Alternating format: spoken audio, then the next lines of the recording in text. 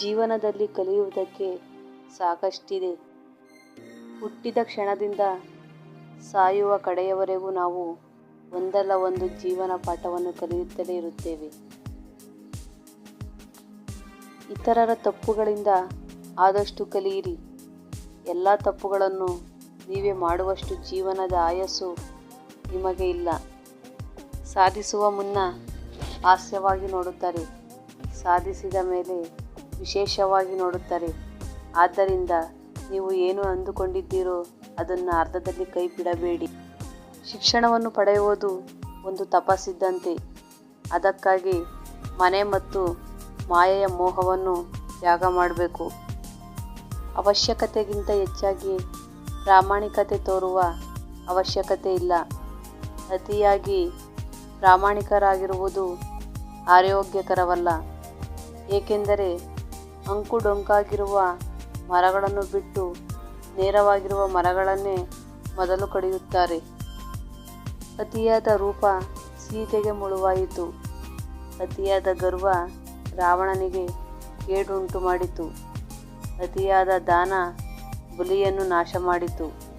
ಆದ್ದರಿಂದ ಅತಿಯಾಗಿ ಯಾವುದನ್ನು ಮಾಡಬಾರದು. ಬದುಕಿನಲ್ಲಿ ಭಯವು ನಿಮ್ಮ ಹತ್ತಿರ ಬಂದ ತಕ್ಷಣ ಅದನ್ನು ಆಕ್ರಮಣ ಮಾಡಿ ಮತ್ತು ನಾಶ ಮಾಡಿ. ಅತಿ ದೊಡ್ಡ ಗುರುಮಂತ್ರವೆಂದರೆ ನಿಮ್ಮ ರಹಸ್ಯಗಳನ್ನು ಯಾರೊಂದಿಗೂ ಹೇಳಿಕೊಳ್ಳಬೇಡಿ.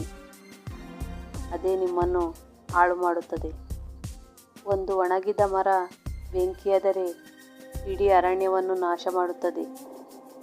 ಮನೆಯಲ್ಲಿ ಒಬ್ಬ ದುಷ್ಟ ಮಗ ಇದ್ದರೆ ಇಡೀ ಕುಟುಂಬವನ್ನೇ ಸರ್ವನಾಶ ಮಾಡುತ್ತಾನೆ. ನಾವು ಹಿಂದೆ ನಡೆದಿದ್ದಕ್ಕಾಗಿ ಚಿಂತಿಸಬಾರದು ಅಥವಾ ನಾಳೆಯ ಭವಿಷ್ಯಕ್ಕಾಗೂ ಯೋಚಿಸಬಾರದು.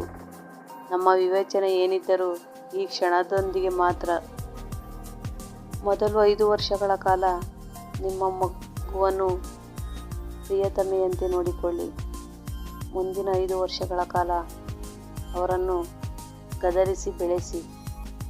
16ನೇ ವರ್ಷಕ್ಕೆ ಕಾಲಿಡುವ ಹೊತ್ತಿಗೆ ಅವರನ್ನು ನಿಮ್ಮ ಸ್ನೇಹಿತರಂತೆ ನೋಡಿಕೊಳ್ಳಿ. ನಿಮ್ಮ ಬೆಳೆದ ಮಕ್ಕಳು ನಿಮಗೆ ಉತ್ತಮ ಸ್ನೇಹಿತರಾಗಿರುತ್ತಾರೆ. ಮನುಷ್ಯ ಅವನು ಮಾಡುವ ಕೆಲಸಗಳಿಂದ ಶ್ರೇಷ್ಠನಾಗುತ್ತಾನೆ ಹೊರತು ಅವನ ಹುಟ್ಟಿನಿಂದಲ್ಲ. ಹೂವಿನ ಪರಿಮಳ ಗಾಳಿಯ ದಿಕ್ಕಿನಲ್ಲಿ ಮಾತ್ರ ಹರಡುತ್ತದೆ. ಆದರೆ ಒಬ್ಬ ಒಳ್ಳೆಯ ವ್ಯಕ್ತಿಯ ಒಳ್ಳೆಯತನ ಎಲ್ಲ ದಿಕ್ಕುಗಳಿಗೂ ಹರಡುತ್ತದೆ. ತನ್ನ ಹಲ್ಲಲ್ಲಿ ವಿಷವಿಲ್ಲದಿದ್ದರೂ ಹಾವು ತನ್ನ ರಕ್ಷಣೆಗಾಗಿ ಬುಸುಗುಡಲೇಬೇಕು.